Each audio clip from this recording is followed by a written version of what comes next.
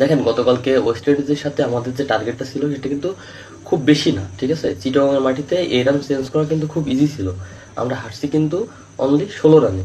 হ্যাঁ, এবং তাসকিন যে লাস্টে যে ছক্কাটা মারছিল, যদি আউট না হতো তাহলে আমাদের 2 বলে দরকার ছিল কত, 11 রান। সেক্ষেত্রে কিন্তু 2 বলে একটা 4 ছক্কা আসলে আমরা হয়তো হারলেও 4, 5 বা 6 বা 7, 8 রানে বা 10 রানে হারতাম, এরকমই। সো আপনি যদি একটু দায়িত্ব নিয়ে যদি আমাদের যে ফিনিশিংয়ে যে ব্যাটিংগুলো আছে, লোয়ার অর্ডারে যারা ফিনিশিং রোলগুলো প্লে করে, তারা যদি একটু দায়িত্ব সহকারে ম্যাচটা খেলতো তাহলে কিন্তু আমাদের জয়টা নিশ্চিত হতো।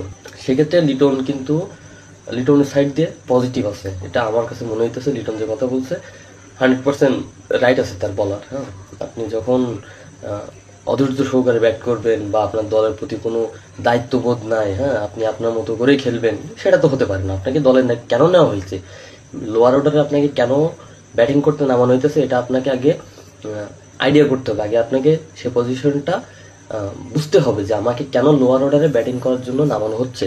অবশ্যই আমার কাছ থেকে দল ভালো কিছু আশা করে বা আমি যেন দলের ভালো কিছু দিতে পারি, সেজন্য কিন্তু আপনাকে লোয়ার অর্ডারে সিলেক্ট করা হয়েছে এবং আপনাকে দিয়ে ম্যাচ বাই ম্যাচ খেলানো হইতেছে।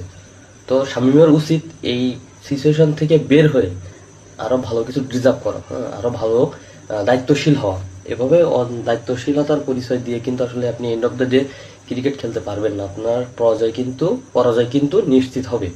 আপনাকে আরো ডেভেলপ করতে হবে, আরো ফোকাস করতে হবে আপনার ব্যাটিং এর উপরে, যে আমি দলের জন্য কন্ট্রিবিউট করতে পারি কতটুকু, দলকে আমি কি দিতে পারি, দল আপনার কাছ থেকে কি চাই, এটাকে আপনাকে থিঙ্কিং করতে হবে। দ্যাটস ওয়াই আপনি কিন্তু সাকসেস হবে। তাই বলুক না কেন, আমি লিটনের পক্ষে কথা বলতেছি, কারণ লিটন যেটা বলছে এটা বলা খুবই স্বাভাবিক।